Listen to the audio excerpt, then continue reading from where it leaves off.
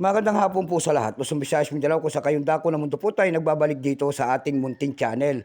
Samuel Soriano TV 29. Ayan, dito sa aking YouTube channel. Ayan po.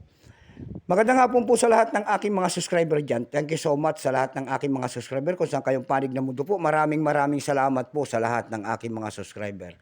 Thank you so much. Maraming salamat din po sa mga nanonood doon sa aking FB page. Ayan po, thank you so much din po sa lahat ng nakapalo sa akin doon sa aking FB page, Samuel Soriano po. Thank you so much. Ayan, baka pwede naman po sana akong pakipalo nyo po ang aking FB page, Samuel Soriano po. Thank you po. Yun naman po, hindi pa po nakapag-subscribe dito sa aking YouTube channel. Ayan, anyayaan ko sana kayo at malaking tulong na po ang inyong gagawin. Tulad ng pagpindot ng ating subscribe button, like and share para ma-update ko kayo sa mga latest ko pang gagawin mga video po. Mayroon na naman tayong pag-uusapang barya. Ito po ay sinaunang barya.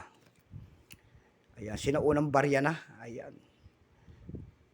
Ayan, 1 peso po nakapalob po sa ang bagong lipunan series. Jose Rizal po. Ayan, 1 peso. Ayan, logo po, year 1977. Bago tayo magsimula sa ating talakayan, ayan, kilalanin mo muna natin siya at marami tayo naririnig kung ano-ano. Ayan. Ayan, mahal. Puros na lang mahal, walang mura. Ayan. Bago tayo magsimula sa ating talakayan, ayan, kilalanin muna natin siya bago natin makita ang kanyang presyo. Issue po Philippines po, period Republic 1946 up to date po, type standard circulation coins, years 1975 hanggang 1982. Value nito 1 peso. Nakapaloob po yan sa bagong lipunan series. Currency piso 1967 up to date po. Composition yan ay copper nickel. May bigat lamang 9.5 grams, may habang 29 mm. May kapal po naman itong 1.9 mm, hugis po, bilog. Orientation nito ay middle alignment. Itinigil naman ang paggamit sa barya na ito ng Pilipinas noong January 2, 1998. Number M-3748. Reference number KM-209. Coat of Arms of the Philippines ang kanyang nasa likod.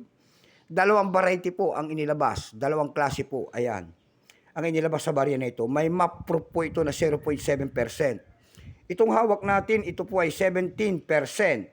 Kung ilang piraso naman ang ginawa sa ating barya na hawak, ito po ay 14,771,000 piraso po. May price na po ito doon sa ating numista.com. Binigyan na po ng presyo. Yung kanyang fine ay 12, very fine 13, extra fine ay 35 pesos. Dako tayo sa kanyang presyo doon sa ating eb.com. Doon sa ating eb.com, nakakita tayo ng rare coins daw, nagbebenta doon ng $28. Meron na rin tayo nakita doon na rare coins daw ito 1977 na 1,575 pesos. Meron na rin tayo nakita doon na 1,406 pesos. Dako tayo sa Carousel PH. Sa Carousel PH naman po, ang seller po ay si Punsalan. Binibenta niya po yung kanyang year 1977 doon ng 5,000 pesos po. Ayan lamang po ang ating may babahaging kanyang presyo, sagad na.